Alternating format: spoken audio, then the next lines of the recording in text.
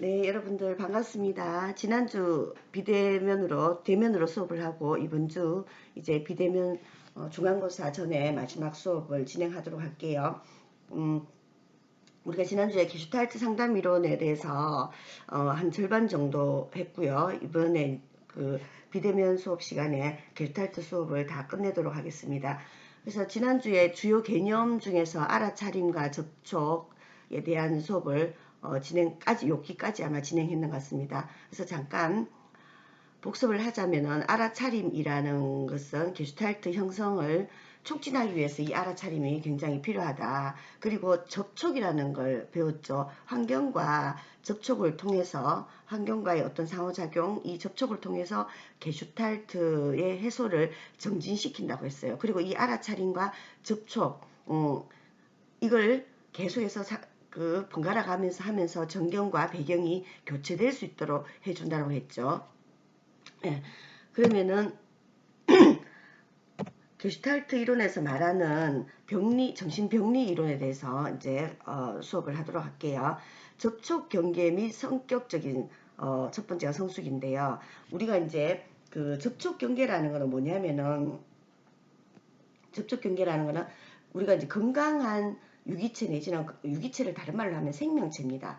그래서 좀 유기체 하면 좀 어려운 말이거든요. 그래서 그냥 생명체라고 여러분들이 그렇게 생각하시면 되겠네요. 건강한 어떤 생명체, 그러면 우리 건강한 인간이라면 인간으로 제가 바꿔볼게요. 건강한 살아있는 사람이라면 환경과의 어떤 상호작용 과정에서 자연스럽게 앞에서 말한 알아차림과 접촉이 이루어집니다. 알아차림과 접촉이 이루어집니다. 그러면은 내가 욕구가 무엇인가를 알아차리는 거죠. 내가 지금 어떤 상황인지 나의 지금 정서 상태가 어떠한 건지 이런 걸 알아차립니다. 그리고 어떻게 해요?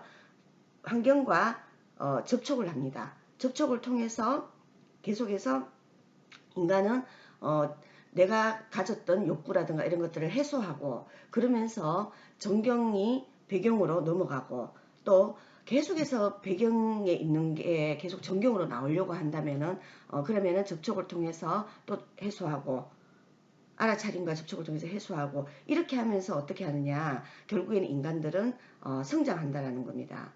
성장하기도 하고 변화하기도 하고 그렇게 한다는 거죠. 그래서 자신이 가지고 있는 욕구를 알아차리고 그 욕구를 해소하기 위해서는 환경과의 접촉이 꼭 필요합니다. 꼭 필요합니다. 그래서 이렇게 그 개인과 환경의 교류 그리고 상호작용을 우리는 뭐라고 한다면은 접촉 경계라고 합니다. 접촉 경계. 그래서 그 환경과 인간의 상호작용이 이루어지는 이 경계면을 접촉 경계라고 합니다. 근데 이제 이 환경과의 하는 이 접촉 경계에 문제가 생길 수 있는데 이걸 뭐라고 하냐면은 펄스는 이 그 개념을 접촉 경계 혼란이다 이렇게 이야기합니다. 그래서 접촉 경계에 혼란이 생기면은 어떻게 되느냐 이 경계에 뭐가 막고 있는 거예요. 나의 욕구나 만약에 나의 욕구가 있다면은 이 욕구와 환경과 상호작용을 해야지 어떻게 돼요? 욕구가 해소가 되잖아요. 근데 그 경계선에 뭐가 이렇게 끼어 있는 거예요. 안개 같은 게 끼어 있어서 혼란스러운 거죠. 그렇게 되면은 이제 정신병리 현상이 생긴다. 이런 얘기입니다. 무슨 말인지 알겠죠?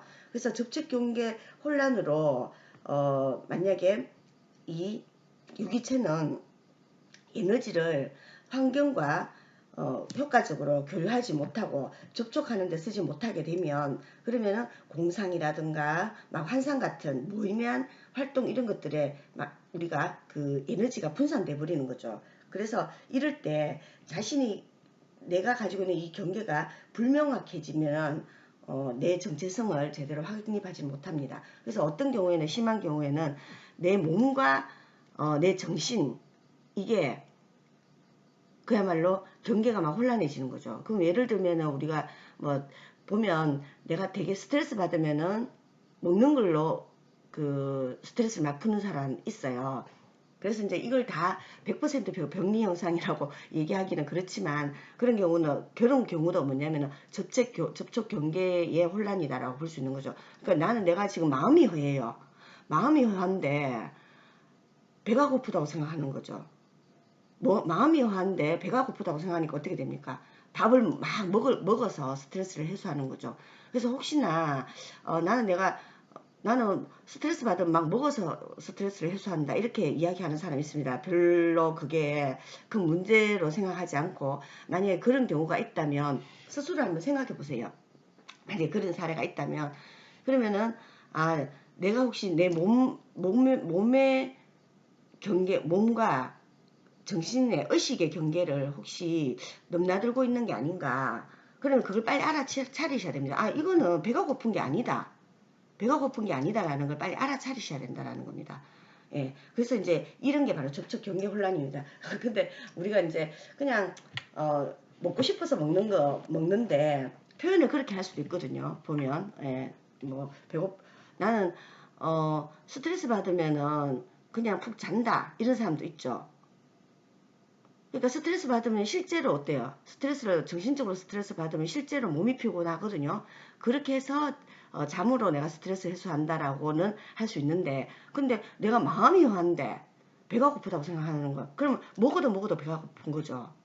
그래서 혹시나 주변에서 친구들이나 아니면은 주변 사람들 중에서 그런 이야기를 하면 빨리 이거는 내 의식이 정말 힘들고 지금 그 마음적으로 괴로운 거지 내 몸이 배고픈 건 아니라는 거죠. 몸이 먹었는데 계속 먹게 되는 거예요. 그래서 이런 것도 이제 접촉경계 혼란의 일종이다라고 볼 수 있습니다. 자, 그러면은 이 접촉경계와 관련해서요, 정신병리의 그 우리 마음의 어떤 5가지 수준이 있습니다. 펄스가 이제 접촉과 성장의 5가지 수준이다라고 그렇게 표현을 했는데요. 우리 책에는 보면 167쪽에 있어요. 첫 번째가 이제 가장 그 접촉 수준이 낮은, 그러니까 접촉을 잘 해야지 뭡니까? 환경과의 접촉이 원활해야지 우리는 그 사람이 성장할 수 있는, 그리고 가장 이제 건강한 정신 상태라고 할 수 있겠죠. 건강한 어떤 그 의식 상태라고 볼 수 있는데, 그러면은 가장 접촉과 어떤 관계되는 것 중에서 접촉이 가장 이제 문제되는 게 진부청 내지는 가짜청이라고 합니다. 167쪽에 보면요. 이 경우에는 접촉 수준이 가장 바깥에 위치한 경우죠. 잠깐만요. 제가 펜을 무책임한 행동을 합니다. 이때는. 그리고 진실되지 않게 반응하고 성실하지 못합니다. 그러면은 이런 사람이 만약에 내담자로 오는 경우에는 보통 이제 상담의 초기에 보이는 내담자 접촉 수준이거든요. 표면적으로는 막 세련되게 그렇게 행동하고 적응을 잘하는 것처럼 보입니다. 근데 깊은 내면을 노출을 안 시키는 거죠. 그러면 어떻게 되겠습니까? 변화가 일어나기 어렵습니다. 그러니까 접촉을 잘해야 되는 거예요. 그럼 상담에 왔으면 상담자와 접촉을 잘해야 되는데 상담자가 어찌 보면은 환경이 되죠. 그럼 환경과의 접촉인데 경계가 너무 혼란해져가지고 경계를 딱 하고 있어가지고 이게 이제 전혀 노출이 안 된다는 겁니다. 그리고 자신이 게임을 하고 있고 환상 속에 살고 있다는 인식을 하게 됩니다. 그래서 내담자는 이때는 보다 개방적이고 솔직해져야 되고 불쾌함과 고통의 접촉 이런 것들이 이제 해야 된다라는 거죠. 그래서 접촉의 수준은 양파 껍질에 보통 이제 비유되는데 양파의 껍질을 벗기면 또 안쪽에 새로운 껍질이 있고 층층이 계속되는 접촉의 수준이 존재하죠. 그래서 펄스는 접촉 경계 혼란을 극복하고 이런 심리적인 성숙에 이르기 위해서는 5개 층의 신경층 상태를 통과해야 된다 이렇게 보고 있는데 첫 번째 층이 바로 가짜층입니다. 가짜로 이렇게 상담을 하러 오면 내담자가 접촉 경계 혼란이 있어서 오면 전혀 이제 열려있지 않은 상태죠. 가장 이제 바깥층에 있는 거죠. 바깥층에 진짜 자기가 누군지 모르는. 그 다음에 두 번째가 공포층입니다. 사람들이 이제 이때 고통을 피하고 거절당하지 않으려고 진짜 자기를 숨겨요. 그리고 두려움에 떨고 이런 이제 두려움에 떠는 행동을 하고 취약함과 무력감 이런 것들을 느끼게 되는 단계입니다. 그 후에 대한 공포심이 가장 크죠. 그래서 자기 고유의 모습으로 살기보다는 환경의 기대에 따라 가지고 행동하는 단계입니다. 그래서 환경에 대한 어떤 적응을 위해 자기를 드러내는 길을 좀 두려워한다라고 이야기를 했습니다. 역할 연기. 보통 주변에서 중요한 타인들, 특히 이제 부모가 원하는 대로 나이 들어가지고도 계속 부모에게 인정받기 위해서, 아니면은 주변에 이제 자기에게 영향력을 주는 그런 사람들에게 인정받기 위해서 중요한 타인들로부터 거부당하지 않기 위해서 그 두려움 때문에 자신이 행동 하는 것 자체가 연기에 불과한 그런 사람이에요. 근데 그게 연기에 불과하다라는 인식을 못하고 마치 진정한 자신인 것처럼 여기면서 착각 속에 살아가게 되는 거죠. 그래서 이제 보면 접촉 경계 혼란에 있는 이런 분들, 이런 좀 사람들은 아주 이제 어떠냐면 내사라고 하거든요. 나와 나의 욕구와 부모의 욕구, 그런 경우가 많아요. 우리 한국에 이런 경우가 많은 게, 우리 대한민국이 보면 많은 이제 근대사가 굉장히 굴곡의 근대사잖아요. 질곡이 굉장히 많았죠. 그러다 보니까 한국 전쟁도 있었고, 그리고 일제시대 이 시기에 굉장히 힘들게 살았잖아요. 그리고 굉장히 가난했고, 그러다가 또 어때요? 산업화를 너무 이제 급하게 산업화를 이룩하게 됐고, 그래서 갑자기 부자가 된 사람들도 많고, 그리고 그 과정 속에 굉장한 노력들이 있었습니다. 그러니까 피를 깎는 뼈를 깎는, 피를 토하는 그런 노력들을 해왔죠. 그래서 이제 오늘날에 우리가 있는 거잖아요. 그러다 보니까 우리 부모 세대들, 또 지금 50대 60대 또 민주화까지 이렇게 해서 굉장히 많은 이제 질곡의 삶들을 살아왔기 때문에 굉장히 힘든 것과 또 이제 또 영광, 이걸 함께 누렸는 거죠. 그러다 보니까 자녀들에게 내가 이 힘든 걸 물려주고 싶지 않고, 그리고 영광의 순간만을 주고 싶었는 거죠. 그래서 부모들은 자기의 성공한 경험 이런 것들을 자녀들에게 그대로 넘겨주고 싶은 거죠. 그래서 죽도록 노력해야 되고, 또 특히나 못 배운 한이 있다면 그 못 배운 한을 내 자녀한테는 절대 넘겨주고 싶지 않은 이런 욕구들이 있었는 거죠. 그러다 보니까 자녀들에게 나의 어떤 가지고 있는 가치라든가 세계관이라든가 이런 것들을 그대로 물려주고 싶은, 이렇게 해야지 네가 성공한다라는 이런 강한 신념들이 있었던 것 같아요. 그러다 보니까 자녀들을 좀 이렇게 내가 원하는 방향으로 성장시키고자 하는 그게 컸죠. 그래서 이제 우리 자녀들이 그러면은 이렇게 해야 성공한다라고 부모의 가르침 이런 것들이 있기 때문에 또 부모 말은 꼭 들어야 되고, 이런 여러 가지 사회적인 요소들이 합해져서 보면 내사에 빠진 그런 이제 30대, 20대들이 참 많은 것 같아요. 그러니까 부모의 욕구가 나의 욕구가 되고, 그럼 네가 의사가 돼야 된다라고 하면 그게 이제 내 욕구라고 그냥 생각하고 사는 거예요. 그게 이제 내사거든요. 그게 바로 뭐냐면 접촉 경계 혼란이에요. 접촉 경계에 대한 혼란을 겪는 거죠. 그럼 나의 욕구가, 그러면 이후에 나의 욕구가 뭔지를 찾아내야 되는데 그것조차 찾아낼 수 없는, 찾아낼 수 있는 혼란을 걷어내고, 그 안개를 걷어내고 내가 진짜 원하는 욕구를 찾아내서, 그래서 가게 되면, 나의 길을 가게 되면, 또박또박 가게 되면 다행인데 그조차 발견하지 못하고 계속 그 혼란 속에 살아가는 거죠. 그래 되면 이제 불안해지고, 또 자기 욕구가 뭔지 모르고, 그리고 이게 난지 남인지 이런 것들 속에 혼란 속에 살아가는 거죠. 그게 이제 바로 어떤 상태냐면은 공포청이라고 합니다. 역할 연기청이라고 하죠. 이렇게 해서 평생을 이렇게 살아가는 사람도 있습니다. 근데 이제 상담을 하다 보면 이 단계에 이제 빠지게 되는 거죠. 그 다음에 이제 공경청이라고 하고 교착층이라고도 합니다. 교착 단계. 그러니까 층이라고 하면은 조금 더 헷갈릴 것 같은데 여러분 단계로 한번 바뀌어보세요. 그러면 조금 더 이해하기 쉬울 것 같아요. 공경에 빠진 단계. 이 앞에 두 층을 거치고 나면 사람들은 혼란감, 당혹감, 무력감을 경험해요. 그리고 타인의 도움을 찾게 됩니다. 내가 도대체 누군지 모르겠어. 내가 이게 낸지, 내가 연기를 하고 있는지. 그래서 이제 역할 연기의 무의미함을 깨닫고요. 역할 연기를 그만둬야 되겠다. 이게 난 내가 하고 싶은 게 아니야. 응? 난 내가 정말 하고 싶은 건 그림 그리기였어. 난 화가가 되는 게 꿈이었어. 나는 이게 나의 역할이 아니야. 보통 이제 40대 돼가지고 뭐 50대 돼가지고 자기 삶을 살겠다 하고 막 이렇게 하는 경우 있죠. 그러니까 이런 이제 상태인 거죠. 공경청. 근데 스스로 자립할 수 있는 능력이 미비한 상태이기 때문에 무기력과 두려움을 재현하는 단계입니다. 그래서 교착이라는 것은 내지는 공경 단계라는 것은 막다른 골목이라는 의미예요. 그래서 흔히 방향 감각을 잃고요. 환경을 해치고 나아갈 수 있는 방향을 찾지 못해 오도 가도 못하는 실존적인 딜레마에 빠진 상태입니다. 실존적으로 나는 누구인가? 이렇게도 안 편하고 저렇게도 안 편한 이런 게 이제 딜레마죠. 그래서 내담자는 이 교착증에 다다르게 되면요. 심한 두려움과 허탈감을 느끼게 됩니다. 지금까지 생활도 그리 나쁜 것은 아니었는데 그냥 옛날로 돌아갈까? 마음이 너무 안 좋아요. 도대체 뭐가 뭔지 모르겠어요. 앞으로 어떻게 해야 하죠?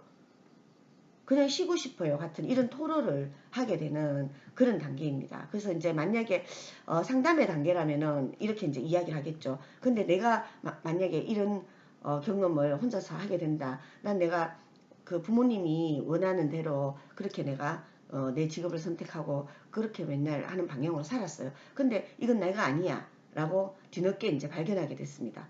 그랬을 때 이 공경 단계에 오게 되면 결국에는 누군가의 도움을 찾게 되는 거죠. 아니면은 본인이 이제 이걸 잘 헤쳐나갈 수도 있기는 해요. 스스로 헤쳐나간 사람들도 있죠. 자, 그 다음에 이제 네 번째가 내파 단계에 있습니다. 내파 단계. 스스로 제한시켜 왔다는 것을 자각합니다. 아, 내가, 그래. 나는 누구지? 막 이러다가 역할 연기에서 이제 벗어나서, 그래, 난 누구지? 막 이게 고민이 너무 고민스러워가지고 차라리 옛날로 돌아가는 게 낫겠다. 그래서 이제 누군가의 도움을 찾게 되든지 아니면 스스로 자기가 자각을 하게 됩니다. 아, 내가 이래이래해서 살아왔구나 라고. 그리고 변화를 위한 실험을 하고 미해결 과제를 다룹니다. 내가 진짜 하고 싶었던 건 이게 아니야. 나는 정말 내가 화가가 되는 게 내 꿈이었어. 그래서 나는 다시 그림을 그려볼 거야. 그러면서 뭐 내가 직업을 가지면서 그림 공부를 다시 할 수도 있고, 예를 들면 그렇습니다. 제 주변에 보면 그림 공부를 늦게 하시는 분들 되게 많거든요. 그림 공부를 원래 자기 직업은 따로 있고 그림을 이제 그러면 그림을 취미로 그려가지고 할 수도 있고 자기 직업을 뭐 왜냐면 현실 속에서 그 돈을 벌고 또 살아야 되니까 그 직업을 그만둘 수 없을 경우에 그러면은 그림 내가 원래 하고 싶은 게 그림 그리는 화가였다. 그러면 그걸 이제 할 수 있죠. 그래서 미해결 과제를 다루거나 그리고 방어를 낮춥니다. 방어 기제 같은 걸 썼던 걸 억압하지 말고 이걸 더 낮추고 그리고 통합을 하는 거죠.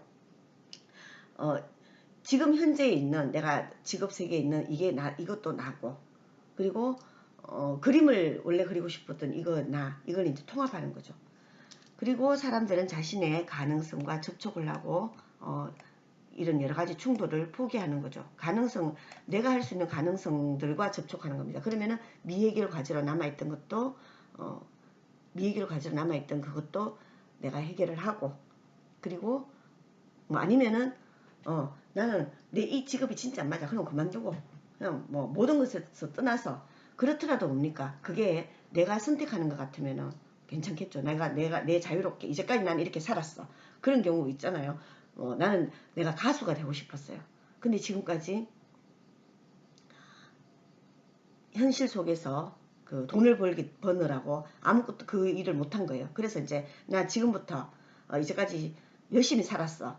그래서 나는 지금부터 내가 가수를 할 거야. 라고 뭐 이렇게 이제 어쨌든 자기가 결정을 하는 거죠. 이게 이제 뇌파층입니다. 계속 이제 이런 것들을 줄여나가는 이게 뇌파층. 그 다음에 이제 외파층. 억압하고 있던 그리고 차단해왔던 욕구와 감정을 인식합니다. 그리고 여전히 인식을 하고 그리고 신경층의 가장 안쪽에 위치했던 감정이나 욕구를 더 이상 억압하거나 차단하지 않는 거죠. 그래서 지금까지 차단해왔던 욕구나 이런 것들을 더 이상 억압하거나 차단하지 않고 직접 외부 대상에게 표현하는 단계입니다. 그래서 한편으로는 이 외파층이 폭발 단계라고도 합니다. 외파 단계 내지는 폭발 단계라고도 하고요. 그래서 이 단계에 달하면은 만약에 상담을 하고 있는 내담자라면은 과거에 억압하고 차단했던 욕구, 감정 이런 것들을 분명히 인식합니다.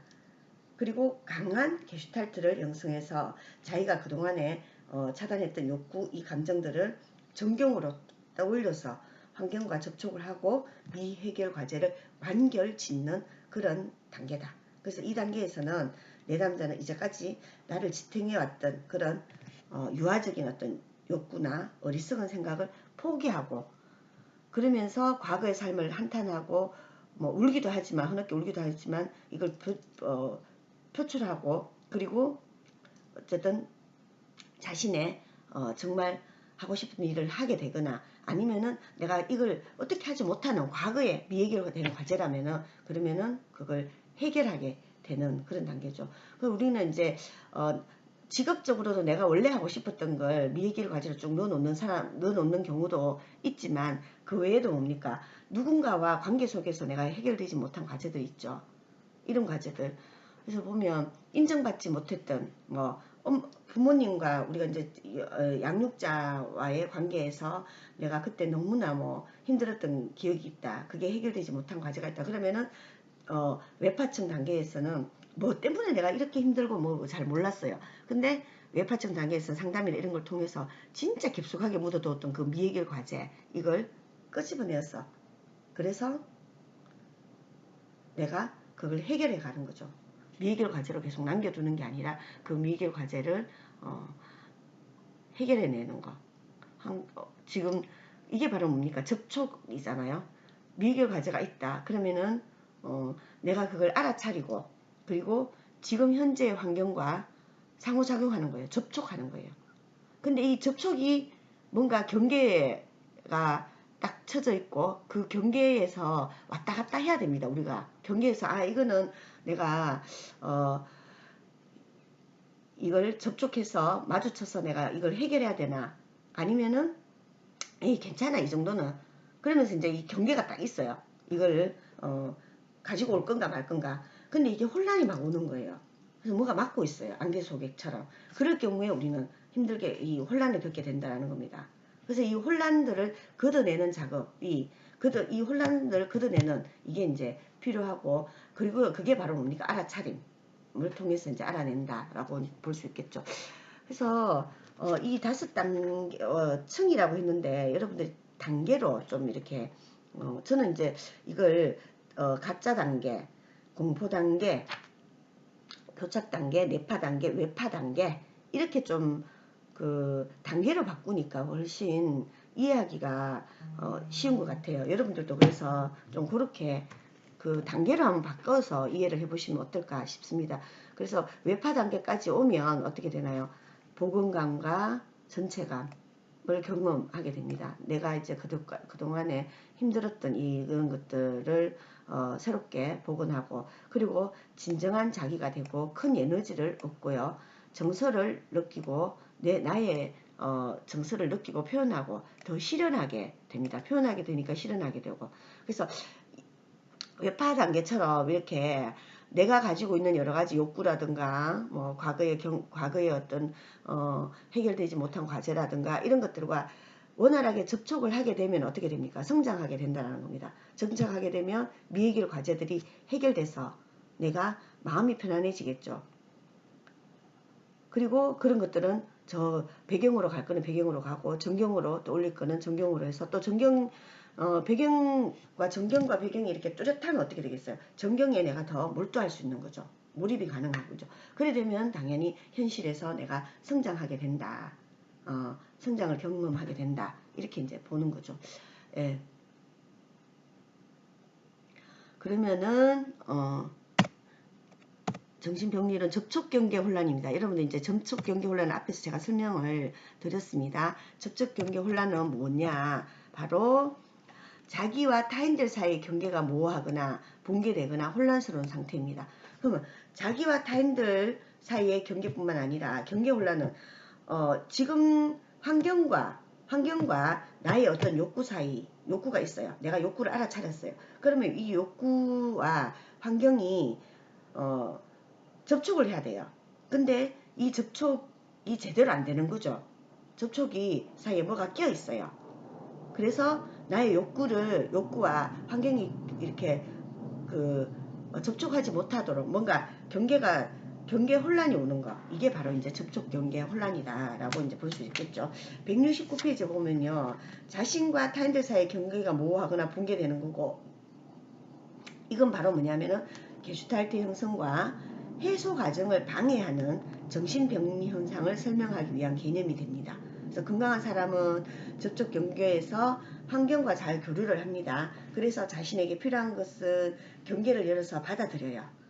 그리고 해로운 것은 경계를 닫아서 자신을 보호해요. 그런데 이 접촉 경계에 문제가 생기게 되면 환경과의 접촉이 차단돼 버려요. 그래서 생리적, 심리적 혼란이 생기게 됩니다. 이거는 바로 개인과 환경이 서로 접촉할 수 없도록 마치 중간에 뭐가 끼어 있다 라고 이제 제가 설명을 드렸죠. 그래서 이 발생 원인은 뭐냐면 접촉 경계 혼란 행동이라고 하는데, 그게 바로 뭐냐면은 내사, 투사, 반전, 융합, 편향 이런 것들입니다. 그래서 접촉 경계 혼란의 발생 원인이 되는 게 바로 뭐냐면은 내사, 투사, 반전, 융합, 편향입니다. 네, 이런 것들이 이제 바로 그 접촉 경계 혼란을 일으키게 하는 행동들이다. 내사, 앞에서 여러분들한테 내사 설명했죠. 이게 부모가 원하는 것인지 내가 원하는 것인지 막 이렇게 헷갈리는 거죠. 어릴 때는 뭡니까? 부모가 하라는 대로 잘해요. 근데 사춘기가 되면서 자아가 생기면 어떻게 돼요? 나는 이거 할 수 없어 라고 하는 경우도 있고, 아니면 계속해서 그렇게 부모가 원하는 대로 따라가는 뭐 이런 경우도 있습니다. 그러다가 어느 순간에 뭡니까? 또 40대 돼가지고 우리가 사춘기가 아니라 오축이 뭐 이렇게 이야기하는데, 오축이 때 돼서 그때 가서 내가 진짜 원하는 이게 아니었어 이렇게 하게 되는, 이게 이제 내사입니다. 그런데 이게 내사는 한편으로는 좀 방어기제라고도 이야기합니다. 방어기제. 왜냐하면 내가 진짜 원하는 걸 이야기하게 되면 정말 중요한 타인에게 내가 사랑받지 못한다거나 아니면은 여러 가지 두려움이 있겠죠. 그죠? 거기에서 이제 오는 혼란 이런 것들을 막기 위해 가지고 그냥 부모가 시킨 대로 하는 거죠. 성공이 최고다. 뭐 거짓말 절대 하면 안 된다. 이런 것들 뿐만 아니라 늘상 이제 부모의 어떤 원하는 부모의 꿈이 나의 꿈이 되고, 이런 것들이 이제 오히려 내가 편한 거예요. 어린 시절에. 그래서 이제 이걸 그냥 받아들이는 거죠. 그냥 아무 생각 없이 받아들이게 되는데, 이러다 보니까 뭡니까? 이게 나인지, 나의 욕구인지, 뭐 타인의 욕구인지 구별 못하게 되는 이런 이제 접촉 경계 혼란이 온다. 이렇게 이제 볼 수 있습니다. 그러면은 여기까지 1교시 마치고요. 이어서 투사 2교시에 계속 하도록 하겠습니다.